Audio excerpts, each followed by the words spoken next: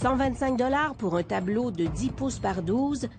Prix de détail suggéré, 3 300 600 pour un 30 par 40.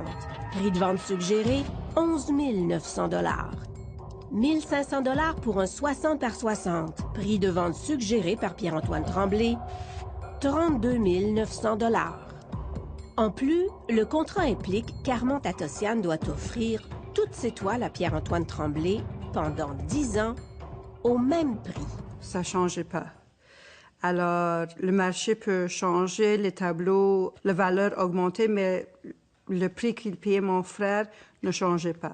Mais ce qui fait déborder le vase, c'est qu'en plus des prix très bas, Armand Tatossian cède tous ses droits d'auteur et de reproduction à Pierre-Antoine Tremblay. Selon les avocats que nous avons consultés, les contrats qui liaient Tatossian et Tremblay étaient défavorables à l'artiste, abusifs, voire immoraux. Mais ils n'étaient pas illégaux. Ce que j'étais prête à lui payer à cette époque-là, c'était ça. Ça faisait son affaire. Puis d'une façon ou d'une autre, l'argent n'avait vraiment aucune importance pour Tatossian. Il a flippé par les châssis. De la minute qu'il y en avait. Qu'il y en aurait eu 100 fois plus, il aurait flippé pareil. Pierre-Antoine Tremblay justifie ses prix très bas de diverses façons. Il affirme, entre autres, qu'il dépensait quasiment tous ses profits pour promouvoir et diffuser l'œuvre de l'artiste. Une exposition, aujourd'hui, ça coûte minimum 75 000 $. On parle de grande exposition. On parle pas de 3 morceaux de fromage avec 2 verres de vin, puis 20 invités qui sont toujours les mêmes. Les Géants de Montréal, j'ai déplacé 22 000 personnes, les ministres et les ambassadeurs de 171 pays. OK? C'est du jamais vu. C'est pas arrivé dans la vie de Riopelle, c'est pas arrivé dans la vie de Bordua, c'est pas arrivé dans la vie de Pellan, dans la vie de Lemieux. Alors, qui doit payer pour ça? C'est moi qui paye pour ça. Est-il normal de donner autour de 5 % du prix de vente suggéré à un artiste parce qu'on vend et qu'on fait connaître son œuvre? Nous avons posé la question à Marie-France Lamoureux, propriétaire d'une galerie d'art depuis une trentaine d'années. C'est très, très bas, là. C'est même très, très bas parce que habituellement, quand un agent achète toute la production d'un artiste d'avance, tout ce qu'il va peindre dans l'année courante, les chiffres se situent entre 20 et 38 % du prix de détail de l'œuvre. En bas de ça, c'est abusé de l'artiste. C'est hors norme. Ce n'est pas quelque chose que... J'ai jamais vu ça. En 28 ans, là, c'est hors norme. L'autre argument de Pierre-Antoine Tremblay, c'est qu'Armand Tatossian était en déclin lorsqu'il est devenu son agent. Tatossian est complètement désuet. Personne n'en veut. Allez voir les prix des enchères à cette époque-là, puis vous allez voir que je le paye plus cher que le prix des enchères. Alors, s'il veut vendre ses tableaux, il va être obligé de passer par les enchères parce qu'il n'y a plus personne qui en veut Tatossian. Les recherches effectuées par la galeriste Marie-France Lamoureux démontrent plutôt le contraire. Monsieur Tatossian n'était pas désuet en 98, 2000, 2001. Monsieur Tatossian s'est toujours bien vendu et il a commencé à briser ses propres records au niveau de la vente dans les années 98. Là, il y a eu un pic à ce moment-là qui s'est fait. Ensuite de ça, il y en a eu un autre en début 2001. Envers et contre tout, Pierre-Antoine Tremblay maintient qu'il payait le juste prix. Aujourd'hui, je fais de l'argent avec Tatossian, mais à cette époque-là, j'en faisais pas. J'en faisais pas plus que Tatossian. Pierre-Antoine Tremblay estime que de 2001 à 2007, Galerie 2000 et lui-même ont fait un profit d'environ 1 million de $ sur l'œuvre de Tatossian.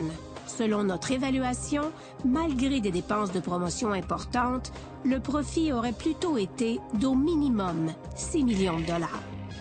Tatossian, quant à lui, aurait fait un profit après dépenses d'environ 400 000 $. C'est 15 fois moins d'argent pour l'artiste que pour l'agent. Après la pause, des pratiques douteuses qui nuisent encore aujourd'hui à la valeur des œuvres de Tatossian. Le téléphone sonne, c'est Armand Tatossian. Et il dit « Je suis allé à Québec, puis les tableaux que tu as vendus à Perrault, je viens de les déclarer faux. »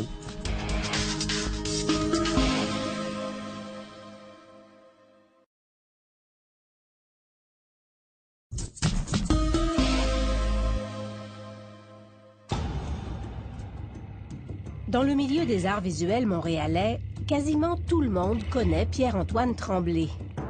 L'homme a souvent fait les manchettes à cause de ses nombreuses poursuites judiciaires. Il a aussi fait scandale en 2003, lorsque l'Auto-Québec et la Société des alcools du Québec l'ont accusé de leur avoir vendu de nombreux tableaux à des prix bien au-delà de leur valeur. Les deux affaires se sont réglées par des ententes confidentielles. Pierre-Antoine Tremblay a une façon bien à lui de faire des affaires. Par exemple, au cours de notre enquête, plusieurs personnes nous ont dit qu'il avait tendance à déclarer faux des tableaux de Tatossian qui lui auraient échappé. Afin de vérifier ce qu'il en était, nous avons tenté une expérience. Mary Tatossian nous a prêté ce tableau que son frère lui aurait donné en cadeau. Il va vous dire que c'est un faux, j'en suis sûre et certaine. Incognito, nous nous sommes rendus à la Galerie 2000, propriété de Pierre-Antoine Tremblay. Bonjour. Pour lui montrer le tableau. J'ai un tableau à vendre.